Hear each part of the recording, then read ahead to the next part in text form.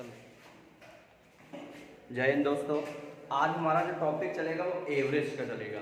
ठीक, आज हमारा टॉपिक एवरेज का चलेगा और जिसको हम आज देखेंगे और इसका हम पहले आज बेसिक देखेंगे कि कैसे इसमें क्या क्या होता है और क्या कैसे क्या होता है, कि एवरेज का मतलब क्या होता है। मतलब एवरेज जिसे हिंदी में कहते हैं औसत, क्या कहते हैं? औसत कहते हैं। और इसका औसत का मतलब क्या, कहने का मतलब आप लोग यहाँ जैसे बैठे हो और आप यहाँ बैठे हो और मैं पढ़ाने आया और मैं आपको पढ़ा रहा हूँ और कोई बाहर से आए और हमसे कहे कि अच्छा ये जो बच्चे आप पढ़ा रहे हो ये कितने उम्र के होंगे, इनकी एज कितने कितने की होगी, क्या हमें आप सभी लोगों की उम्र पता है? नहीं पता है। तो अगर हमें आप लोगों की उम्र पता नहीं है, लेकिन एक मैं एवरेज कह सकता हूँ कि यहाँ पर जो बच्चे पढ़ रहे हैं, यहाँ जो बच्चे पढ़ रहे हैं वो 20 वर्ष की उम्र में सभी एवरेज में है। तो यहाँ कोई 22 साल का भी है, कोई 25 का है, कोई 18 का भी है। तो मैंने 18 वाले को मैंने 20 कह दिया और 22 वाले को भी 20 कर दिया।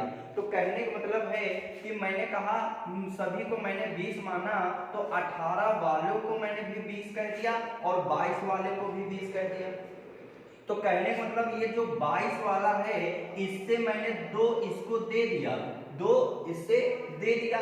तो यहां से इससे जब दोगे तो इससे 2 कम हो जाएगा और इसको मैंने 2 क्या किया, इसको 2 इससे ले लिया।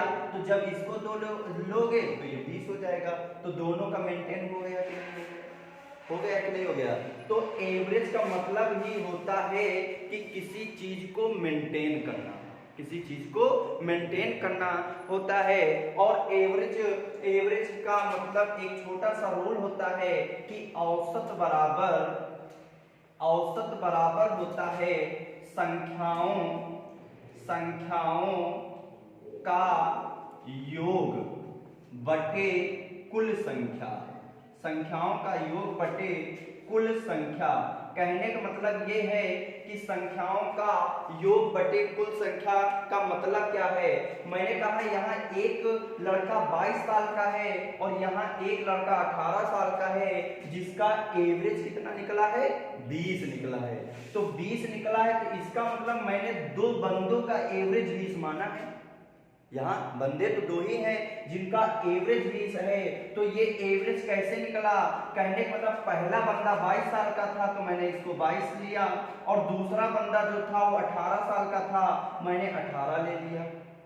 तो एक 22 साल का है और एक 18 साल का है। तो मैंने कहा दी गई संख्याओं का योग का मतलब मैंने किया प्लस, दी गई संख्याओं का योग बटे कुल संख्या। तो कुल संख्या का कहने का मतलब है कि जितनी संख्या का मैंने योग किया उतनी ही संख्या से मैं क्या करूंगा? भाग कर दूंगा। तो मैंने कितनी संख्या का योग किया? 2 संख्या। तो कुल संख्या यहाँ कितनी है? 2 है। तो मैंने 2 से क्या कर दूंगा? भाग कर दूंगा। तो अगर मैं इसको भाग करूं तो इसका योग होगा 8 और 2 10 हो गया, 2 और 1 3 हो गया। तो यहाँ 3, तो यहाँ जैसे ही 3 हुआ तो यहाँ पर एक कैरी आया तो हो गया 40।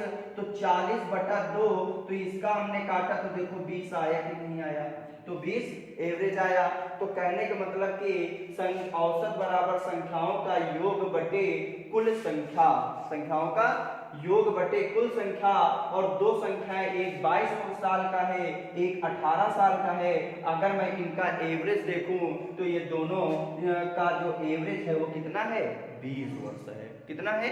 20 वर्ष है। तो आज हम इन्हीं पर देखेंगे।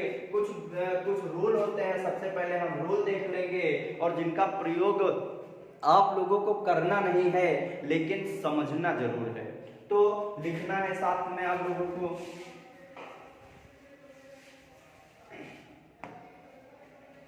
लिखना है लगातार n प्राकृतिक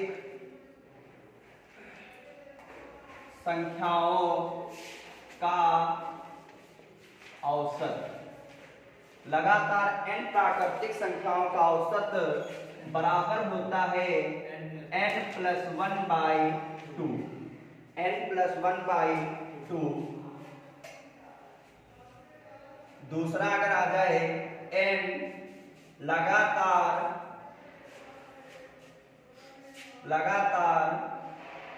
प्राकृतिक सम संख्याओं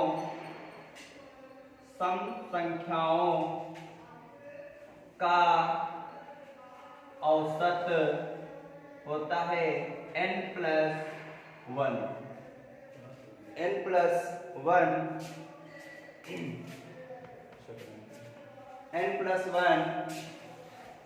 फिर नेक्स्ट लगातार n प्राकृतिक विषम संख्याओं का औसत होता है सिर्फ n। नेक्स्ट लगातार n प्राकृतिक संख्याओं के वर्गों का औसत होता है n+1 of 2n+1/6। लगातार n प्राकृतिक संख्याओं के घनों का औसत कभी कभी से आपका डायरेक्ट फार्मूला पूछ देता है, ये याद रखना। तो लगातार इन प्राकृतिक संख्याओं के घनों का औसत n+1 का होल स्क्वायर अपॉन 4 नोट कर लो।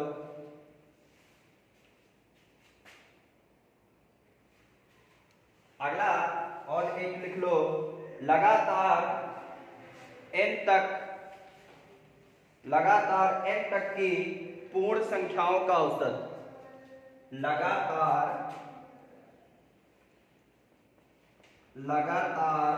n तक की पूर्ण संख्याओं का औसत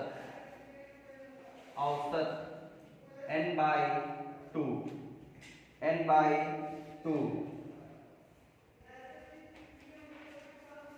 और हमारी सबसे छोटी पूर्ण संख्या कौन सी होती है? पूर्ण संख्या कौन सी होती है? 2। बिल्कुल सही। फिर अब पहला मैंने देखा लगातार n प्राकृतिक संख्याओं का औसत n+1/2। दूसरा n लगातार n प्राकृतिक अगर सम संख्याओं का औसत पूछ दे तो n+1। कहने का मतलब है कि अगर आपसे कह रहा है कि 20 सम संख्याओं का औसत क्या होगा, तो 20 सम संख्याओं का औसत उसने कहा, तो इसका मतलब n का मतलब होता है कुल संख्या। n का मतलब होता है दी गई कुल संख्या। तो कुल संख्या हमारी 20 सम संख्या पूछ रहा है, तो इसका मतलब कि हमारी टोटल संख्या 20 है। तो अगर हमसे सम संख्या का औसत पूछ रहा है, बस एक इसमें जोड़ दो, 20 और 1 21 हो गया उत्तर। अगर हमसे कह दे कि 10 सम संख्याओं का औसत क्या होगा, तो 10 और 1 11। अगर कह दे कि 30 संख्याओं का औसत क्या होगा, तो 30 और 1 31। अगर यहीं पर प्रश्न कह दे कि लगातार अगर आपसे कह दे कि लगातार की जगह आपसे कह दे प्रथम 20 तक में सम संख्याओं का औसत क्या होगा, तो इसका मतलब प्रथम 20 तक में, तो 20 तक अगर गिनती लिखोगे तो उसमें सम भी आएगा विषम भी आएगा। तो इसका मतलब हुआ कि आपकी कुल संख्या जो है वो आपकी 20 है, लेकिन 20 में सम भी है और विषम भी है। अगर मैं 1 से 10 तक गिनती लिखूं तो आप कहोगे 1 2 3 4 5 6 7 8 9 और 10। तो यहाँ पर अगर मैं कहूँ विषम कौन कौन सी संख्या है, तो आप कहोगे 1 3 5 7 9। तो 1 3 5 7 9, तो हमारी जो विषम संख्या है तो वो टोटल कितनी है, तो आप कहोगे 5 है। तो हमने कहा अच्छा सम संख्या कितनी है, तो आप कहोगे 2 4 6 8 और 10, ये सम संख्याएं हैं। तो कुल सम संख्याएं अगर मैं पूछूं कितनी है, तो आप कहोगे 5 ही है। तो एक चीज मुझे समझ में आया कि 1 से अगर 10 तक मैं गिनती लिखूं तो जितनी सम होंगी उतनी ही विषम होंगी। तो इसका मतलब 1 से 10 तक गिनती लिखने में आपकी 5 सम तो 5 विषम, तो 5 सम तो 5 विषम हुए। तो एक चीज मुझे समझ में आ गया कि लगातार अगर जितनी प्राकृतिक संख्या दे दे तो आधे सम होंगे और आधे विषम होंगे। तो हमने कहा 20 तक में, तो 20 में 10 सम तो 10 विषम, तो हमारी कुल संख्या जो होंगी वो 10 होंगे और 10 में 1 जोड़ देंगे तो 11 हो जाएगा। फिर अगर मैं यही बात कह दूं कि प्रथम 100 तक में सम संख्याओं का औसत क्या होगा, तो 50 सम 50 विषम, तो 50 में 1 जोड़ोगे 51 हो जाएगा। तो उसी प्रकार अगर हमसे n प्राकृतिक विषम संख्याओं का औसत पूछ दे, तो इसका मतलब अगर मैं कहूं 20 विषम संख्याओं का औसत तो 20 ही हुआ। 40 लगातार विषम संख्याओं का औसत है ना, तो 40 हुआ। लेकिन अगर मैं कह दूं कि प्रथम 40 तक में, तो इसका मतलब प्रथम का मतलब पहला 40 तक में, तो इसका मतलब लगातार 40 पद होंगे और लगातार 40 पद में जितनी सम उतनी विषम, तो आधी सम आधी विषम। तो 40 में कितनी विषम, तो 20 हुआ और 20 सम। तो हमारा जो विषम होता है वो सिर्फ दी गई संख्या ही औसत होता है, तो 20 हो जाएगा। फिर उसके बाद अगर पूछते लगातार इन प्राकृतिक संख्याओं के वर्गों का औसत क्या होगा, तो n+1 आप 2n+1/6। कोई भी संख्या अगर आ जाए स्क्वायर में तो हम देखेंगे कुल पद कितने हैं और उन कुल पदों को हम n मान कर रख देंगे, आ जाएगा। अगर यही हमारा घनों का औसत पूछे तो कर देंगे, और लगातार n तक पूर्ण संख्याओं का औसत पूछे तो अब पूर्ण संख्या मतलब क्या होता है कि 0 से जो शुरू हो, जो 0 से शुरू हो। जैसे मैंने कहा कि 0 1 2 3 4 और यहाँ पर हुआ आपका मान लिया 5, तो ये पूर्ण संख्या आपकी है। तो पूर्ण संख्या अगर मैं इसका औसत देखूं तो औसत कहने का मतलब होता है कि संख्याओं का योग बटे कुल संख्या। तो संख्याओं का योग बटे कुल संख्या, तो अगर मैं इसको देखूं तो 5 4 9 10 11 12 13 14 15, तो ये 15 के 15 होगा। लेकिन हमारे जो कुल पद हैं तो पदों की संख्या होगा 1 2 3 4 5 6, तो पदों की संख्या 6 होगा। तो इसको अगर हम सॉल्व करेंगे तो यहाँ 3 दूना 6 हो जाएगा और 3 15, तो 5 का आधा करोगे तो 2.5 आएगा कि नहीं आएगा।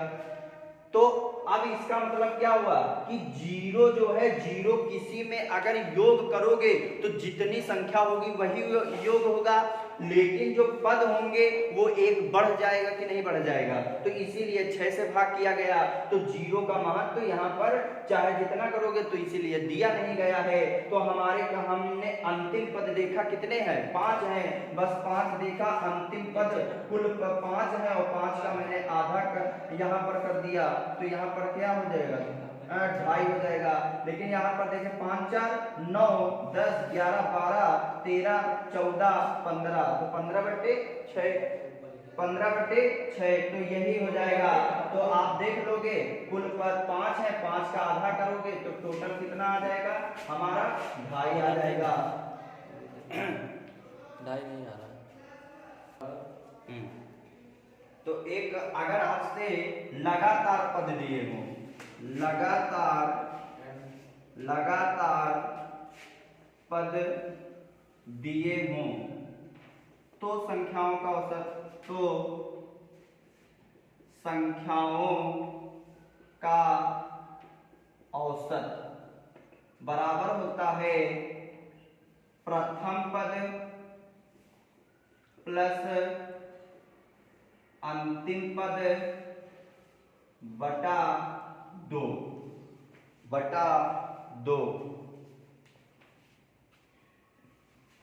बटा 2। नोट कर लो। अगला लिख लो औसत चाल। औसत चाल बराबर कुल दूरी बटे कुल समय। कुल समय। कुल समय। नोट कर लो।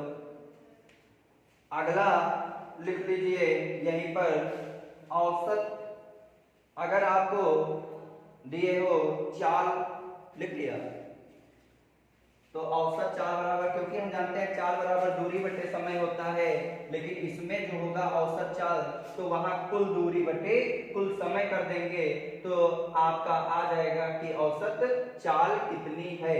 अगर आपको कहीं पर भी, अगर यहीं पर आपसे पूछ दे कि दूरी क्या होगी, है ना, दूरी क्या होगी, तो यही दूरी होगी तो औसत चाल में कुल समय का गुणा कर देंगे तो हमारी कुल दूरी निकल आएगी। आ जाएगी कि नहीं आ जाएगी? नोट कर लिया। अगर आपको कोई चाल लगातार दे दिया जाए, है ना, आपको पूछ दिया जाए तो आप कहोगे 2xy upon x plus Y, हो जाएगा? हो जाएगा ना? ठीक। अब आते हैं इस पर प्रश्न कैसे करेंगे।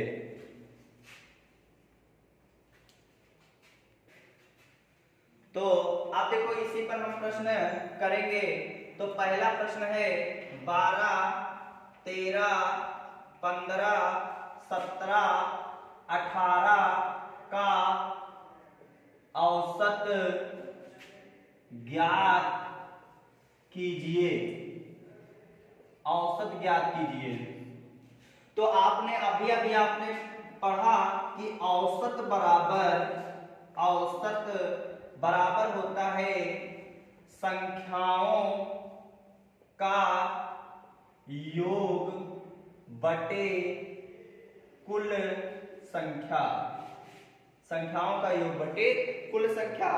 तो मैंने कहा संख्याओं का योग, तो आपको दिए है 12 और प्लस 13 हो जाएगा, प्लस 15 प्लस 17 प्लस 18 बटे कुल संख्या 2 2 4 5, तो कुल संख्या 5 हो जाएगा।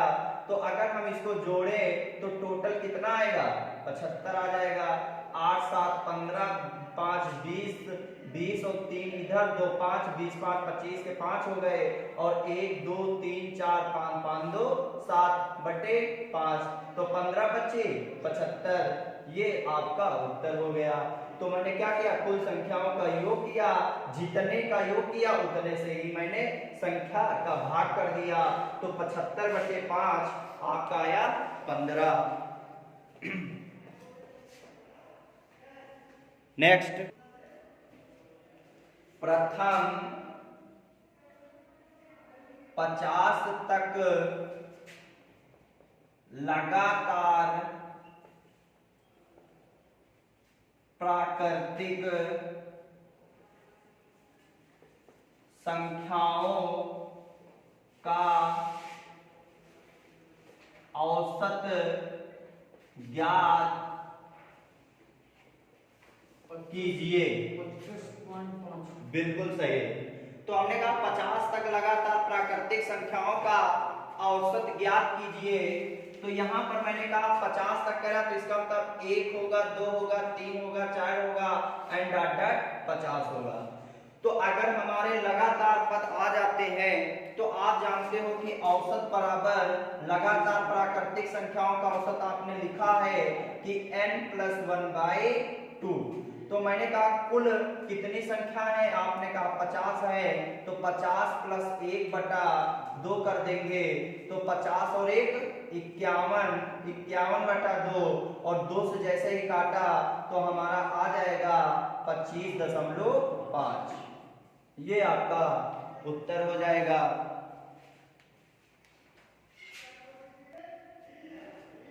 प्रश्न है अगला, मैंने कहा 78 लगातार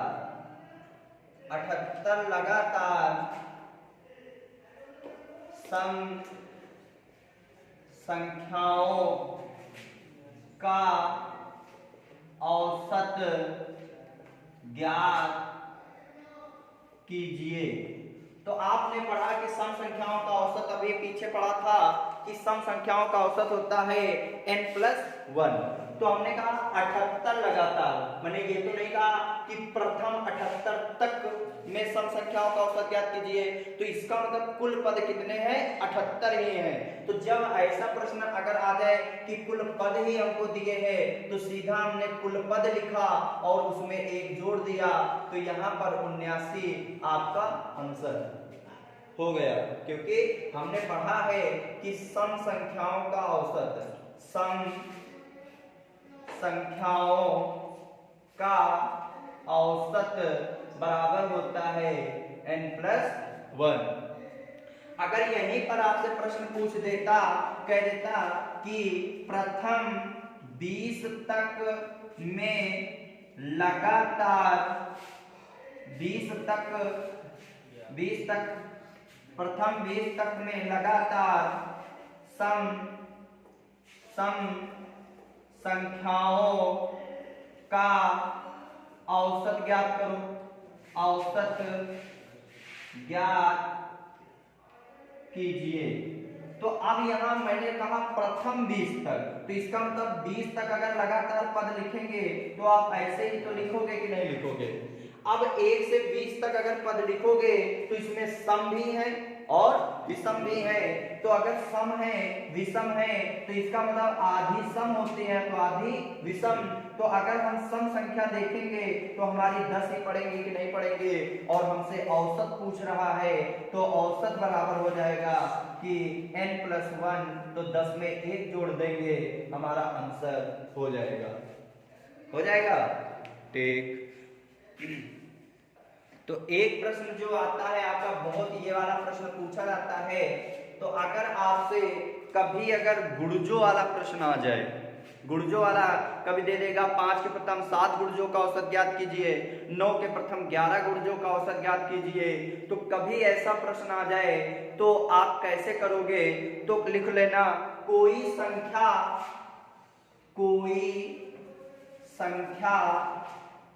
a के प्रथम n गुणजों का औसत बराबर होता है a of n+1/2। देखो फार्मूला से आपको बताया जा रहा है, लेकिन फार्मूला आप लोग यूज नहीं करोगे।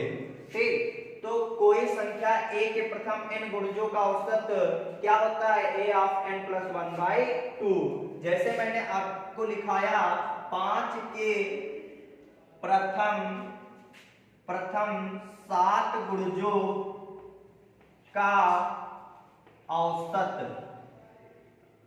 ज्ञात कीजिए।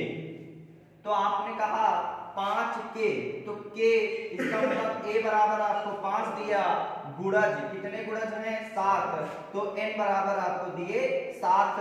तो हमारा गुणजों का औसत जो होगा, गुणजों का औसत जो होगा वो क्या होगा? 5 7 + 1/2। तो यहाँ 5 × 7 और 1 8, 8 का आधा किया तो 4 आया, तो 5 को 20 हो गया उत्तर आपका। ठीक। तो अब कभी अगर फार्मूला भूल जाओ तो कैसे करोगे? तो मैंने कहा 5 के प्रथम 7 गुणजों का औसत क्या होगा?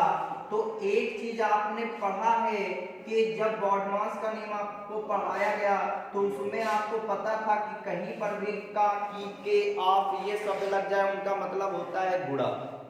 ठीक। तो यहाँ पर मैंने देखा 5 के, तो मैंने 5 के आया तो इसको थोड़ा रिमूव करते हैं, तो मैंने कहा 5 के, तो मैंने ऐसे लिखा 5 का की के, मतलब क्या होगा? गुणा, मैंने गुणा लगा लिया। 7 गुणज, तो 7 गुणज कह रहा है, तो कभी भी चाहे जितने गुणज आ जाए तो बस उसके आगे जाना है और उसका आधा लिख देना है। तो 7 के आगे जाओगे 8, 8 का आधा क्या होता है 4, तो 8 का आधा 4, तो 5 चौको 20 हो गया उत्तर। अगर यहीं पर होता कि 9 के यहाँ पर दे दे 9 के यहाँ 11 गुणजों का औसत, तो मैंने लिखा 9 का के मतलब गुणा प्रथम 11 गुणज, तो 11 के आगे गए 12 और आधा लिख देना है, तो 12 का मतलब क्या हुआ 6, तो इसका मतलब कि 9 छाक 54 आपका हो गया उत्तर। तो कोई भी ऐसे ओरल कर सकते हो। अगर मैं कह दूं कि 2 के प्रथम 7 गुणजों का औसत क्या होगा, तो 2 के 7 के गए आगे गए आपका 8, 8 का आधा 4 हुआ कि नहीं हुआ, हो जाएगा कि नहीं हो जाएगा। तो उसी प्रकार कोई भी आ जाए, बस जितना के है उतना लिख दो और गुणज में आगे जाकर उतने ही 2 से भाग करके गुणा कर दो, आंसर आपका आ जाएगा। तो अगला प्रश्न आपको लिखना है और कई बार ये पूछा गया है और ऐसा प्रश्न आप देखोगे और उत्तर बताओगे।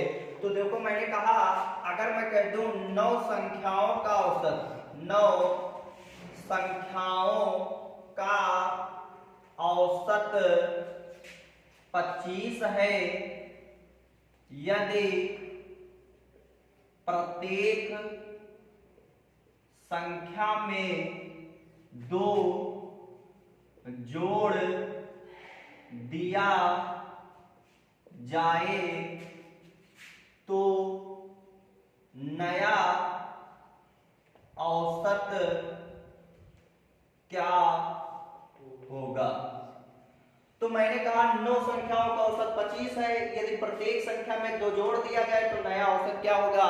तो बताओ क्या संख्याओं में कोई चेंजमेंट हुआ, 9 संख्या पहले भी है और 9 ही संख्या में प्रत्येक में जोड़ा जा रहा है, तो जोड़ा जा रहा है तो उन्हीं 9 में ही तो जोड़ा गया है। अगर उन्हीं 9 में ही जोड़ा गया है तो क्या संख्या बढ़ी है हमारी, नहीं बढ़ी, नहीं बढ़ी ना। तो इसका मतलब कि एक छोटा सा पहले बेसिक देख लो और बाद में ऐसे प्रश्न आप डायरेक्ट करोगे। कैसे, मैंने कहा कि 1 2 3 4 5, मैंने कहा 5 लगातार प्राकृतिक संख्या है और इसका औसत क्या होगा। और आप जानते हो अगर लगातार पद दिए हैं तो औसत मतलब बीच वाला होता है कि नहीं होता है। तो 1 2 3 4 5, तो अगर हम इसका औसत देखें तो ये 3 होगा कि नहीं होगा। अगर आप औसत निकालना चाहोगे तो आप कहोगे कुल योग बटे कुल संख्या कर देंगे, तो 5 4 9 10 11 12 13 14 15, 15 को अगर 15 दिए हैं और कुल संख्या 5 दिए 1 2 3 4 5, तो 5 से 15, तो भी वही उत्तर आया कि नहीं आया। और अगर मैं कह दूं इसमें कि प्रत्येक संख्या में 1 जोड़ दिया जाए, क्या कर दिया जाए, जोड़ दिया जाए, तो मैंने कहा 1 जोड़ोगे तो यहाँ 2 हो जाएगा, यहाँ 3 हो जाएगा, यहाँ 4 हो जाएगा, यहाँ 5 हो जाएगा, यहाँ 6 हो जाएगा। मैंने कहा प्रत्येक संख्या में अगर 1 जोड़ दिया जाए तो नया औसत क्या होगा। तो औसत अब भी वही रहेगा, बीच वाला ही। तो पहले 3 था, अब कितना हो गया।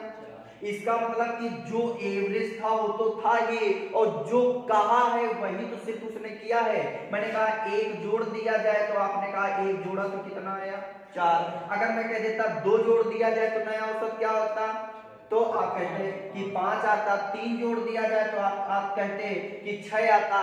तो एक चीज मुझे समझ में आए कि अगर कभी भी ऐसा प्रश्न आ जाए कि प्रत्येक संख्या में जोड़ दिया जाए, प्रत्येक नोट कर लेना, प्रत्येक संख्या में अगर कह दिया जाए कोई संख्या जोड़ दी जाए, कोई संख्या घटा दी जाए, अगर कह दे कि कोई संख्या अगर आपसे कह दे कि वहां पर भाग कर दिया जाए, अगर कह दे कि गुणा कर दिया जाए, तो हमेशा याद रखना कि प्रत्येक संख्या में जो एवरेज में जो कहे सो कर देना और आपका औसत आ जाएगा।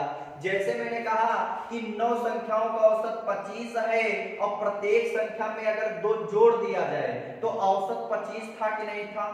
और प्रत्येक संख्या में अगर 2 जोड़ोगे तो एवरेज भी तो 2 बढ़ जाएगा कि नहीं बढ़ जाएगा। तो अगर 25 है तो 25 में अगर मैं 2 जोड़ दूं तो हमारा आंसर क्या आ जाएगा 27। हो गया उत्तर, खत्म।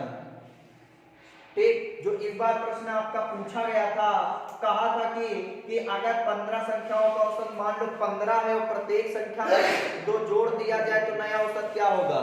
तो औसत जो करेंगे औसत में करेंगे, संख्या में कुछ नहीं। अगर मैं कह दूं कि 15 का संख्याओं का औसत 15 है, प्रत्येक में 2 जोड़ दिया जाए तो नया औसत क्या होगा, तो आप कहोगे 17 होगा।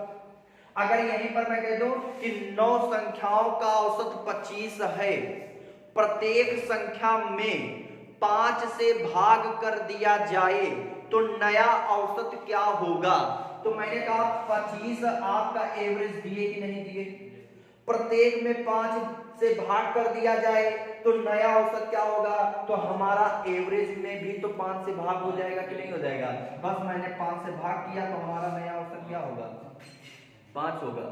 अगर मैं कह दूं और बताना है, मैंने कहा कि 9 संख्याओं का औसत आपका 20 है, प्रत्येक संख्या में 2 घटा दिया जाए तो नया औसत क्या होगा, 18 होगा। तो अब 20 है और 2 घटा दिया जाए तो बस जो करना है औसत में करना है, तो 20 में 2 चले गए, आपका बचा 18। अगर मैं कह दूं 9 संख्याओं का औसत आपका मान लिया 20 है, प्रत्येक संख्या में अगर 2 से गुणा कर दिया जाए तो नया औसत क्या होगा। तो बस 20 में 2 से गुणा कर देंगे तो नया औसत हमारा क्या हो जाएगा, 40 हो जाएगा। कोई दिक्कत नहीं है। तो आगे, तो अगला प्रश्न अगर आपसे पूछ दे कि एक नाव एक निश्चित बिंदु तक 15 किलोमीटर पर आवर की चाल से जाती है तथा वापस 10 किलोमीटर पर आवर की चाल से प्रारंभिक बिंदु तक पहुंचती है, तो पूरी यात्रा में नाव की औसत चाल क्या है। तो आपने कहा कि अभी आपने पढ़ा था कि औसत चाल बराबर होता है, औसत चाल बराबर जब 2 चाल भिन्न भिन्न दे दे तो उन चालों का गुणा कर देंगे और दी गई चालों का नीचे योग कर देंगे। तो इसका मतलब एक ही नाव जो है एक बार गई और एक बार वापस आई, तो वो नाव जो है वो 2 बार आप गति वही दूरी तय की कि नहीं तय की। तो इसका मतलब कि पहली जो है आपके है वो 15 की स्पीड से गई थी और दोबारा जब वापस आई वो 10 की स्पीड से वापस आई। तो हमसे औसत चाल पूछ रहा है, तो हमने कहा 15 की चाल से गई, 10 के वापस आई, तो फिर यहाँ पर हो जाएगा 15 प्लस 10। तो यहाँ चाल अगर करेंगे 15 दूना 30 और 30 दहा 300 और अपान 25, तो 25 से कम 25 बचे आपके पास 5 हो गए 50, तो 25 दूना 50 किलोमीटर पर आवर, ये आपका उत्तर हो जाएगा। और यही आप इसको आगे जब जाओगे तो अगर यही चीज आप टाइम एंड वर्क से भी लगा सकते हो, क्योंकि एक ही तो नाव है जो एक बार गई और एक बार वापस आई, इसका मतलब उसने निश्चित दूरी तय की होगी कि नहीं। तो अगर ये 15 की चाल से गई, ये 10 की चाल से वापस आई, तो इसका मतलब इनका एलसीएम जो लेंगे वो हमारा बनावटी जो होगा वो टोटल दूरी होगी। तो अगर हम देखें 15 और 10, इसका अगर हम देखें तो ये 30 आएगा कि नहीं आएगा। तो मैंने कहा 15 की स्पीड से अगर 30 किलोमीटर की दूरी तय करे तो उसको कितने घंटे लगेंगे, आप कहोगे 15 दूना 30 लगेंगे। अब मैं कहूं अगर ये 10 की स्पीड से अगर 30 किलोमीटर की दूरी तय करे तो कितने घंटे लगेंगे, तो आप कहोगे कि यहाँ पर 3 लगेंगे कि नहीं लगेंगे, बोलो।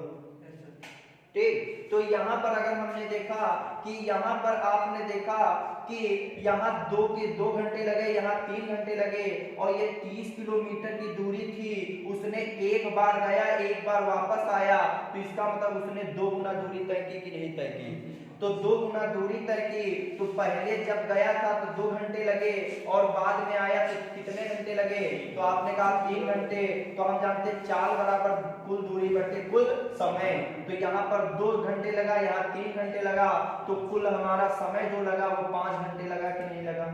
ठीक, तो यहाँ 5 एकम 5 5 छक्का 30, तो 6 दूना 12, तो 12 किलोमीटर पर आवर ये हमारी औसत चाल हो जाएगी, औसत चाल। इससे भी आप लोग कर सकते हो।